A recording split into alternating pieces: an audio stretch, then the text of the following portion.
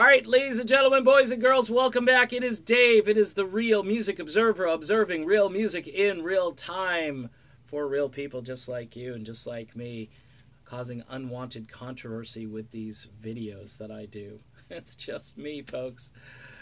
Speaking of controversy, apparently a suspicious package was mailed out to someone somewhere, and after, the bomb squad and everybody went through it, turned out it was a Journey cassette.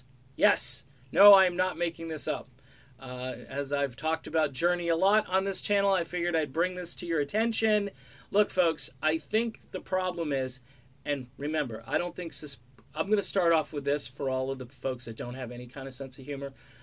Suspicious packages are not funny. Okay, this is not a laughing matter. However, this turned out to be a cassette. All right, and I think the problem is that people don't know what cassettes are. All right, cassettes are old. Nobody, for the most part, has them anymore. Now, if I had one, I'd show it to you, but I've pretty much transitioned to CDs.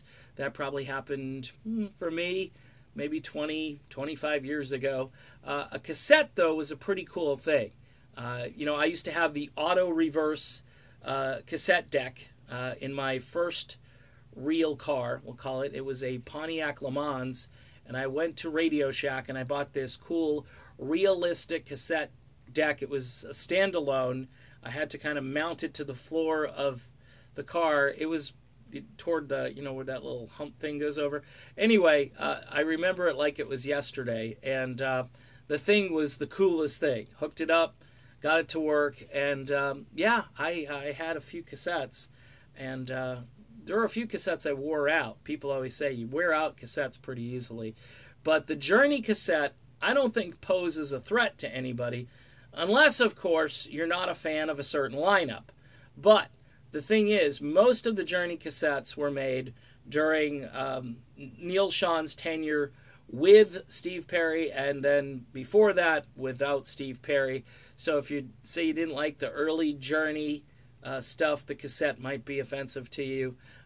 Or if, you just maybe got fed up with some of the stuff going on later on with the band, maybe those cassettes would be offensive to you. For real Journey fans, I think all of the cassette versions of Journey are thumbs up, because literally probably right up until Trial by Fire, cassettes were being produced. By the way, Steve Perry's brand new album Traces is out, and you can get the bonus track version over at Target. Yours truly got his the day it came out.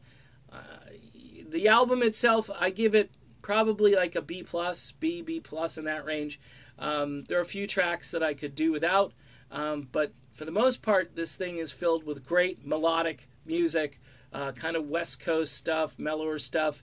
But my favorite track from this thing is Easy to Love, and I would recommend you go out and buy it. It makes a great holiday gift, too. So there you go. Causing controversy again. The suspicious package turns out to be a cassette. A Journey cassette. Wonder which one it was. All right. Done. See you later.